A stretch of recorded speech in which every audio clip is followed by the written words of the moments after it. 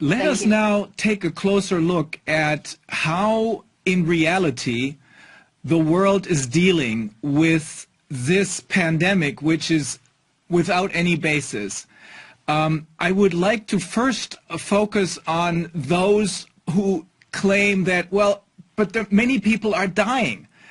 People are dying in Bergamo. People are dying in New York. So let us start with taking first a look at why that happened, and then we will take a closer look at how can it be treated. I mean, we all know there's a virus out there, but how can it be treated? Let's first take a look at the question, why is this happening? And Brian Ardis is with us, Dr. Brian Ardis from Texas. How do you explain the fact that so many people seem to have died in New York, for example, of the corona or from the coronavirus? Yeah, it's a great question. From the beginning of May 2020, I had that same question because in March and April of 2020, there was nonstop reports in the media from doctors, hospital administrators in New York City who were complaining and relating the same scenario.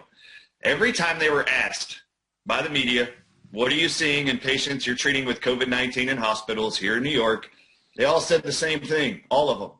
We have never seen a respiratory virus ever do this before. From the time we start treating this respiratory virus, by day 3, 4, and 5 of treatment, the virus goes from the lungs and then it starts attacking the kidneys and causing severe acute kidney failure that we've never seen before.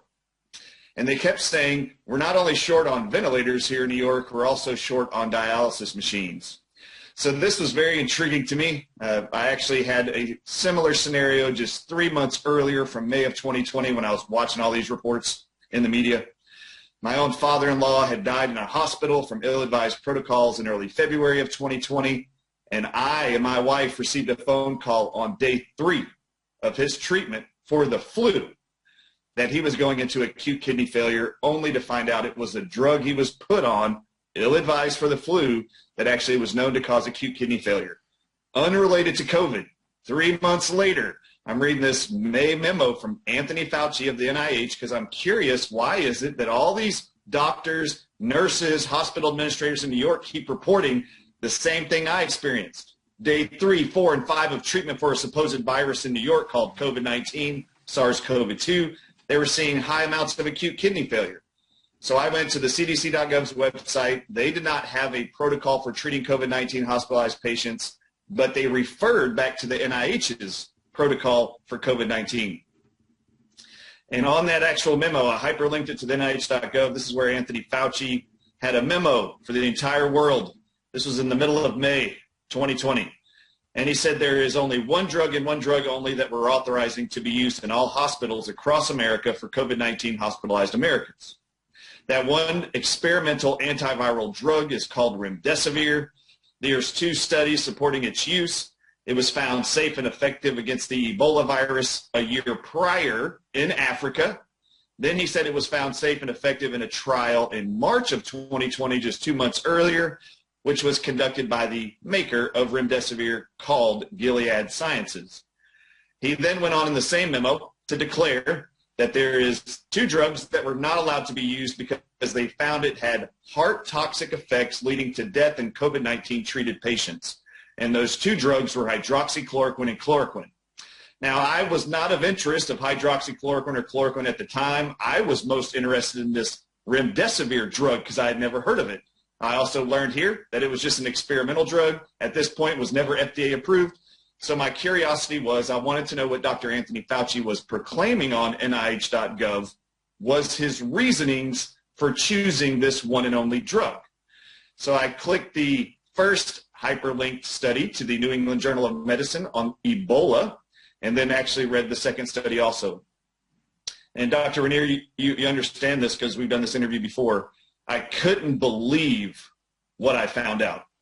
So what I then learned was that Remdesivir was not proven safe and effective against the Ebola virus. In fact, it was found to be the least effective and the deadliest drug in the trial.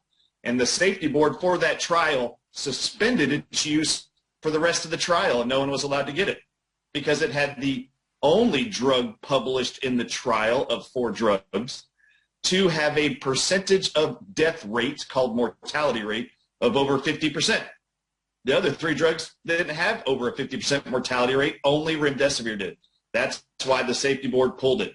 So this is the kind of information that I knew then Anthony Fauci was lying about this drug. The second study conducted by Gilead Sciences, they gave the drug Remdesivir for 10 days to COVID-19 patients, 53 of them in March of 2020. Their reported conclusions were 31% of everyone they gave that drug to between days 5 and 10 of the treatment, and it was only for 10 days. They found 31% of everybody that got that drug who had COVID-19 positive.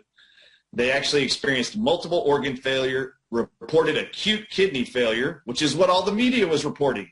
And I knew right away that the doctors were being very honest in their reporting that they have never seen a respiratory virus in New York City. When they start treating this COVID-19 patients, they had never seen such amounts of acute kidney failure. And that's because they had never used the drug Remdesivir before. They had no idea the drug they were pumping into them was causing acute kidney failure, liver failure, and heart failure, which are all now published side effects of Remdesivir. The disappointing part of this for the entire world, I want you to know, Anthony Fauci said in May of 2020, he asked our federal government here in the United States to buy up all of the stock of this experimental drug, this failed drug, deadly drug, and he asked the federal government of the United States to export the drug to any other country until the end of 2020. This is significant because at the end of 2020 and now in February of 2022, America still has the highest death totals of all countries in the entire world for COVID-19 treatment. So all COVID-19 citizens in America, no other country has more deaths than we do.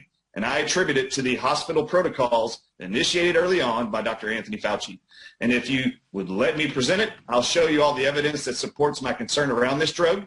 Because right now, not only does the United States of America is the only country with over 900,000 dead COVID-19 citizens, Brazil's number 2. And Brazil has over 630,000.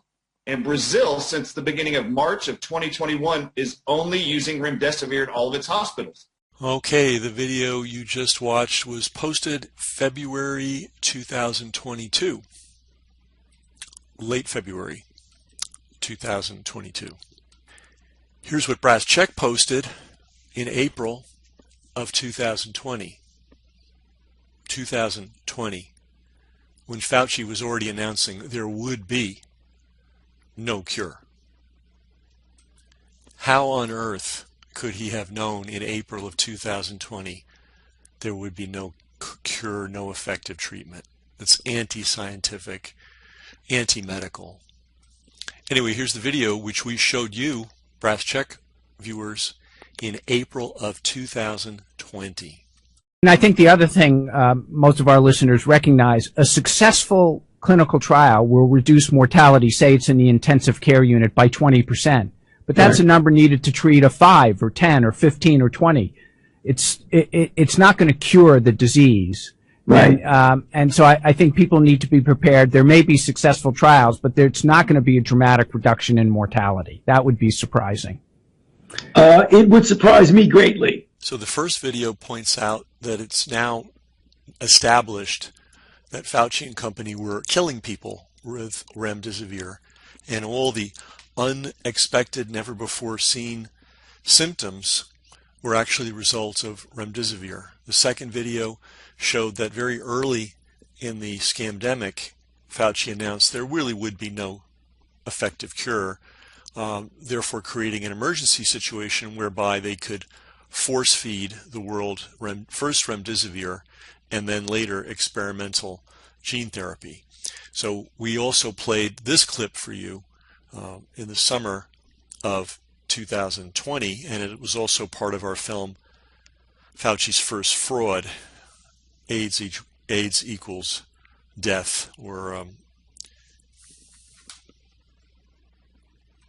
HIV equals AIDS equals death, which is another one of Fauci's frauds, which killed hundreds of thousands of people. If you haven't seen that film, I recommend you watch it, and I do recommend you share it. It came out in August of 2020, and it's probably the best explanation of how Fauci got into power, and how we got to where we are today. But in any event, here's the other clip that we found for you. This is Fauci pitching Remdesivir and basically announcing it is the only acceptable treatment.